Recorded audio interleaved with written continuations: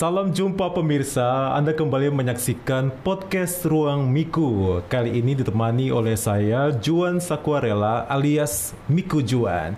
Seperti biasa, podcast Ruang Miku hadir untuk membahas topik-topik inspiratif, terutama inspirasi muda dari Timur Indonesia. Nah, kali ini kayaknya pembahasan kita akan menuju ke kampus dikit karena kita akan membahas satu topik tentang kegiatan mahasiswa yang terlibat dalam organisasi.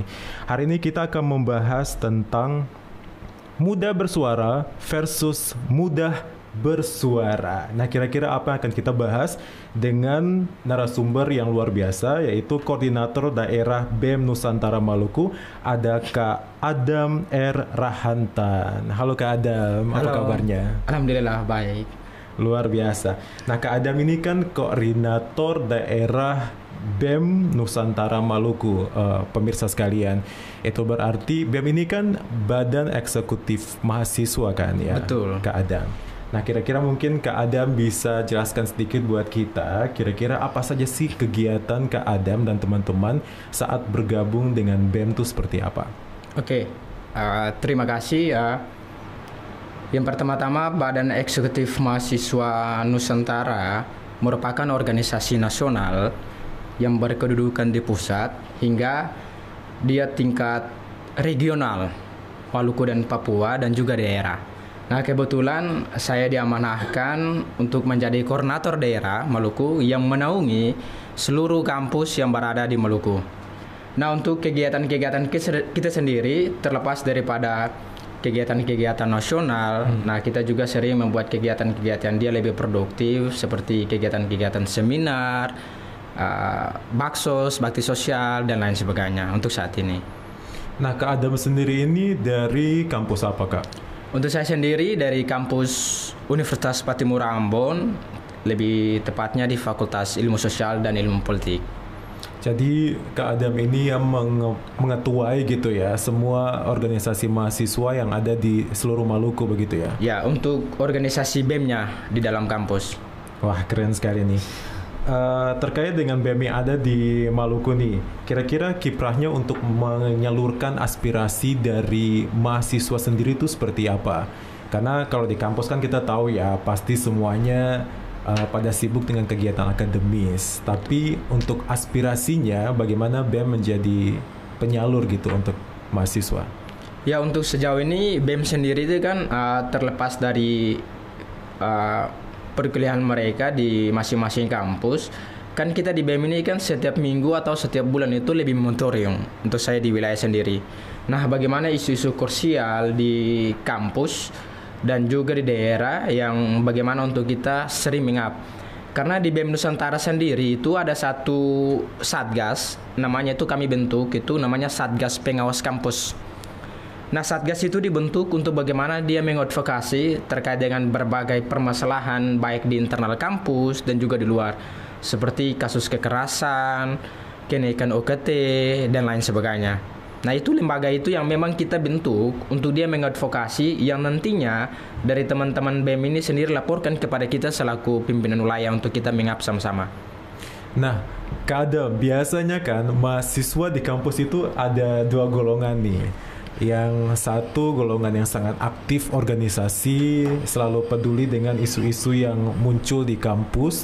Tapi golongan satunya lagi ya lebih apatis, lebih ikut alur, pasrah saja dengan kebijakan atau apa saja ketentuan yang diberikan kampus atau pemerintah gitu. Nah, kalau Kak Adam sendiri melihat fenomena anak-anak mahasiswa ini seperti apa sih? Kalau saya sendiri sih dari kacamata sendiri, ada beberapa mahasiswa yang memang cukup acuh terhadap berbagai permasalahan sosial. Ada juga yang PK langsung. Untuk saya sendiri, saya melihat mahasiswa yang tidak PK langsung terhadap kehidupan sosial. Itu yang pertama soal pergaulan. Bagaimana soal pergaulan dan juga soal lingkungan. Nah, lingkungan ini nanti membawa mereka untuk bagaimana bisa meng-up berbagai permasalahan-permasalahan baik di kampus dan juga di luar. Dan itu kuncinya soal pergaulan aja. Tapi apakah salah ya kalau misalnya mahasiswa ada yang memilih untuk apatis?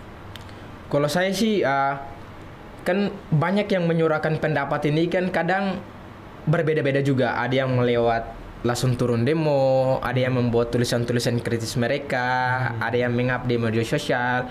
Bagi saya sendiri ya, mereka juga berjuang, masing-masing berjuang dengan cara mereka masing-masing gitu. Jadi saya tidak bisa langsung menjudge mereka bahwa mereka ini apatis, tidak turun ke demo. Kan mereka juga ada cara lain untuk menyampaikan soal itu, Kak.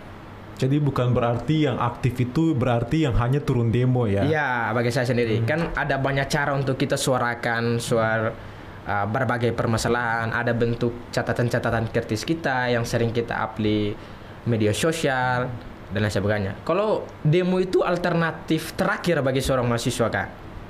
Ada jalur-jalur persuasif yang kita lakukan. Kita jumpa sama pemangku-pemangku kebijakan, kita diskusikan berbagai permasalahan yang ada. Ini kenapa sih demikian? Nah, kalau tidak diindahkan atau tidak direspon, baru kita mengkonsolidasi untuk melakukan demo. Jadi demo itu alternatif terakhir bagi seorang mahasiswa, Kak. Oke, seberapa penting sih Kak mahasiswa itu peduli terhadap isu sosial? Penting sekali kalau menurut saya, karena mahasiswa itu dia menjadi penyambung antara masyarakat dan pemerintah. Hari ini jika tidak ada suara dari mahasiswa sendiri, maka saya tidak tahu lagi siapa yang nanti mengontrol negeri ini. Maka pentingnya suara mahasiswa dan pemuda untuk bagaimana menyuarakan berbagai permasalahan-permasalahan yang ada di daerah maupun di nasional. Jadi penting sekali, Kak. Kalau Kak Adam sendiri sampai akhirnya menjadi ketua koordinator BEM begitu ya, itu perjalanannya seperti apa sih? Dari mahasiswa yang seperti apa sampai akhirnya oke, ini beta punya tugas gitu.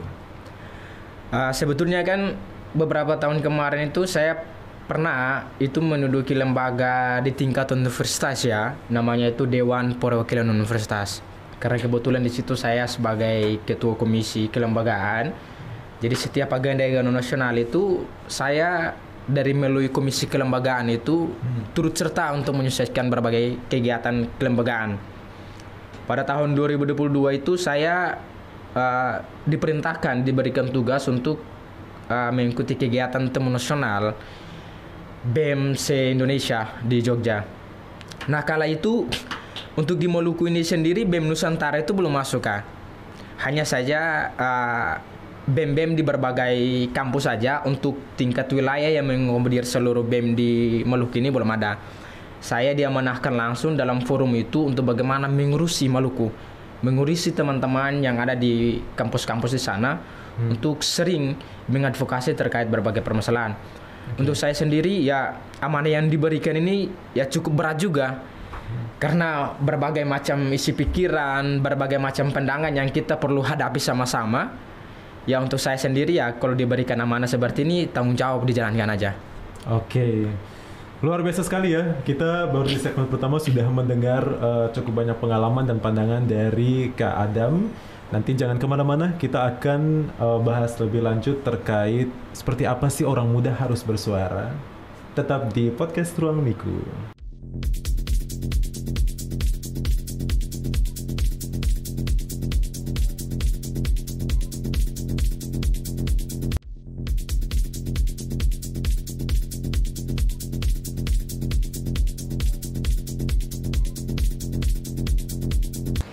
Kembali lagi di podcast Ruang Miku bersama Juan Sakorela di sini alias Miku Juan, dan masih bersama narasumber luar biasa ada Kak Adam Rahantan, koordinator BEM Nusantara Maluku. Nah Kak Adam, tadi kita sudah ngobrol banyak tentang perjalanan Kak Adam dari masuk menjadi mahasiswa sampai akhirnya masuk di organisasi BEM ini dan sekarang menjadi koordinator. Nah sekarang beta mau tanya terkait dengan peran anak muda dalam menyampaikan aspirasinya. Tadi Kak Adam sudah cerita banyak tentang bagaimana BEM bisa menjadi penyalur aspirasi dari para mahasiswa ini. Nah sekarang kira-kira aspirasi yang disampaikan oleh mahasiswa ini harusnya seperti apa koridornya, pakem-pakemnya gitu? Ya, terima kasih. Untuk koridor sebenarnya menyampaikan pendapat di umum ini kan dijamin oleh undang-undang, itu yang pertama. Kebebasan berpendapat di muka umum, itu yang perlu kita garis bawahi. Kadang banyak orang yang memang takut menyuarakan kebebasan berpendapat di hukum umum karena takut biasanya dipenjarakan dan lain sebagainya. Padahal kebebasan berpendapat di hukum itu kan dijamin oleh undang-undang. Jadi fine-fine saja. Untuk bagaimana koridor untuk menyampaikan pendapat, yang tadi saya sudah sampaikan tadi, demo itu alternatif terakhir bagi seorang mahasiswa. Ada langkah-langkah pendekatan yang kita lakukan. Yang pertama, ketika terjadi permasalahan, itu kita sering melihatkan surat-surat audiens ke lembaga terkait. Kita menanyakan, kenapa sih kebijakan ini dia mengganggu masyarakat dan lain sebagainya. Jika dari hasil pendekatan itu kita lakukan, jika tidak ada timbal balikan respon, jalan terakhir kita melakukan demo. Makanya itu langkah yang paling terakhir mahasiswa untuk bagaimana menyampaikan pendapat. Karena bagi kita sendiri ya tidak cukup untuk bagaimana ada beberapa yang harus langsung demo aja tanpa pendekatan. Padahal kan berbagai macam cara yang kita bisa lakukan dengan cara-cara bermediasi dan lain sebagainya. Itu koridornya kalau saya. Betul. Nah, kalau di negara demokrasi kan demo itu kan sesuatu yang sangat wajar seharusnya. Kalau Kak Adam sendiri melihatnya seperti apa? Karena ada beberapa kalangan yang malah sangkut pautkan demo tuh sama dengan tindakan-tindakan anarkisme. Nah, menurut Kak Adam, pandangan orang-orang yang seperti itu tuh seperti apa? Ya, untuk saya melihat pandangan seperti itu bagi kita sendiri ya. Kadang demo-demo itu dia lebih ke soal anarkis ya. Itu kadang jika tuntutan kita kan sudah bersuara nih. Para pengambil kebijakan tidak mampu untuk melihat kita, itu biasanya tensi gerakan itu kita naikkan lebih tinggi. Biasanya lebih bakar ban dan lain sebagainya. Itu namanya manajemen gerakan itu seperti itu. Karena kita berbicara aja, itu mereka tidak dengar. Jadi volume gerakan yang kita mainkan di bawah ini dia mesti lebih tinggi. Biar para pemangku kebijakan itu ya bisa mendengar. Bahwa jangan salahkan juga karena segala pendekatan kita sudah lakukan. Oke, jadi kalau boleh diambil kesimpulan, agar tindakan-tindakan yang tidak seharusnya dilakukan itu pada akhirnya dilakukan, berarti yang tempat di mana masyarakat menyalurkan aspirasinya ini alias pemerintah dari awalnya sudah harus mendengar begitu ya? Ya, sebenarnya mereka harus juga peka juga. Ketika berbagai permasalahan, mahasiswa sering mengkritisi dan lain sebagainya, ya pemerintah mesti lebih peka juga. Langsung mengadvokasi di bawah. Ya suara mahasiswa ini apa nih? Kita mesti ya selesaikan. Biar menjaga jangan sampai ada gelombang besar yang melakukan aksi demonstrasi. Nah itu tuh. Nah, satu highlight yang ingin beta bahas juga adalah saat kemarin gelombang demonstrasi yang mayoritasnya adalah anak muda, milenial dan Gen Z di seluruh Indonesia ya. Itu hampir di semua daerah tuh berakhir ricuh dan menjadi headline nasional begitu. Tapi kemarin yang dilakukan di Maluku, di Ambon, boleh dibilang cukup damai, tidak ada ricuh berarti. Kalau menurut Kak Adam sendiri bagaimana?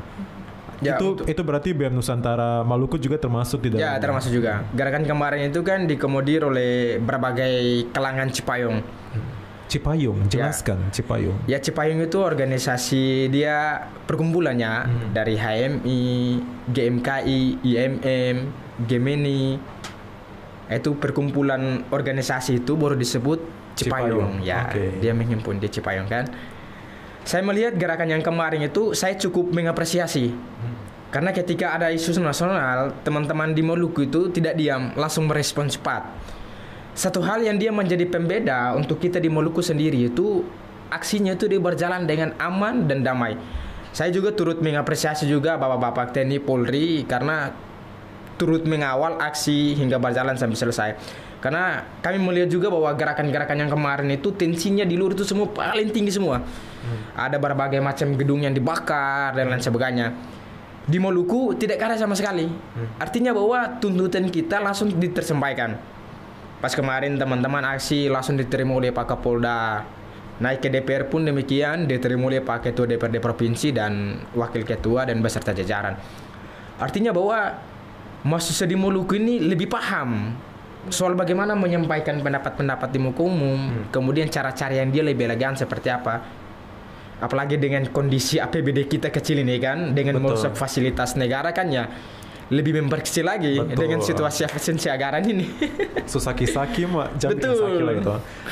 Ya, dan berarti kita juga perlu apresiatif ya untuk misalnya pejabat-pejabat yang sudah rela untuk keluar. Betul. Menemui para demonstran. Betul. Karena kita bisa lihat di daerah lain kan eskalasinya tuh menjadi naik karena para demonstran berteriak untuk gedung kosong. Ya. Gedung yang tidak ada orangnya yang mau keluar gitu. Jadi ya mungkin itu dinamika yang diperlukan sebenarnya untuk dalam hal demonstrasi. Nah, menurut Kak Adam, apakah mahasiswa yang semuanya yang turun demo itu harus paham isu apa yang sedang mereka demokan atau tidak? Seberapa penting mereka harus paham sebelum turun demo? Ya, sebenarnya sebelum melakukan demo, kita harus mengkaji isu-isu apa yang kita perlu suarakan. Itu yang pertama. Karena poin yang kita sampaikan itu soal branding isu yang kita nanti sampaikan. Jadi sangat penting sama sekali untuk para mahasiswa yang ingin bergabung dalam gerakan itu memahami poin-poin apa-apa yang nanti kita suarakan. Jadi ketika pas turun lapangan, tidak tahu nih soal konsep apa yang nanti disampaikan, tiba-tiba disamparin atau wartawan atau lain sebagainya, mereka tidak tahu. Jadi penting sama sekali untuk para mahasiswa ini memahami konsep serta isu yang dikelola yang nanti disampaikan. Betul. Oke, luar biasa sekali. Kita sudah bahas ini, Kak Adam bicaranya kayak udah mau demo sebenarnya. Terima kasih banyak Kak Adam. Kita akan bahas lebih lanjut lagi terkait dengan bagaimana anak muda bisa menyampaikan aspirasinya. Tetap bersama kami di Ruang Miku.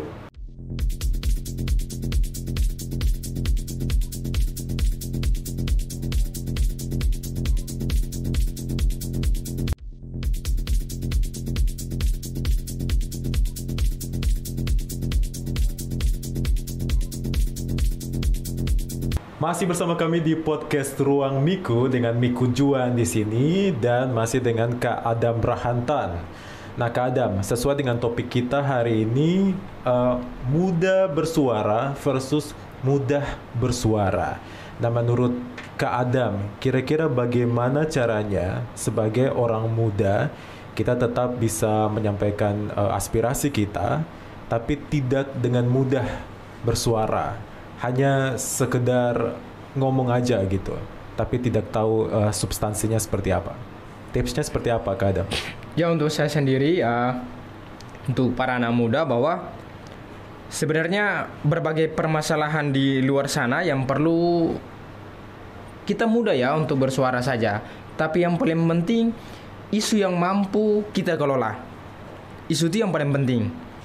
Karena bagaimana kita bersuara tetapi kita tidak mampu mengontrol atau memainkan wacana, berarti isu itu akan tenggelam. Karena kita tahu betul bahwa mahasiswa itu harus lebih cerdas, lebih pintar dalam mengelola setiap isu. Jadi isu-isu yang mereka ingin meng-up atau mengkonsolidasi, keharusan mereka untuk bagaimana mampu mengelola isu yang nantinya disampaikan. Jadi untuk saya sendiri sih sebenarnya negara sudah menjamin kebebasan berpendapat di muka umum. Tinggal kita hanya menyampaikan aja sesuai dengan ritme yang ada, Kak. Jadi menyampaikannya dengan bertanggung jawab. Ya, bertanggung jawab. Nah kira-kira tantangan apa sih yang dihadapi oleh anak muda ketika mereka ingin menyampaikan aspirasinya? Mereka ingin bersuara tapi apa sih sebenarnya menghalangi? Ya. Satu hal yang memang saya sering melihat di lapangannya, banyak anak muda yang ingin menyuarakan pendapat. Di satu sisi yang menjadi tantangan mereka itu, yang pertama, ada yang kita ingin mengkritisi satu instansi terkait dan lain sebagainya, kadang biasanya diterorkan. Hal-hal ini yang memang saya sering dapat di lapangan, ketika mereka menyuarakan soal kebenaran, diteror lewat nomor-nomor bodong dan lain sebagainya, itu bahkan sampai nyawa kita itu bisa taruhan, Kak. Diancam, dibunuh dan lain sebagainya. Nah itu satu tantangan yang paling besar untuk anak muda dan mahasiswa untuk menyampaikan pendapat, Kak. Nah kalau menurut Kak Adam, seberapa penting anak muda bisa menyampaikan ketidaksetujuan mereka tuh dengan narasi yang lebih positif, lebih damai. Kira-kira seberapa penting hal itu dalam menyampaikan aspirasi? Sangat penting sekali untuk mahasiswa untuk menyampaikan pendapat, karena kita tahu betul bahwa negara Indonesia ini hampir berapa puluh persen sama sekali tuh lebih didominasi itu oleh anak muda. Apalagi ya di Maluku ini semua kan. Kita di Maluku ini khusus untuk anak-anak muda itu lebih ke aktif itu sosial media. Ya.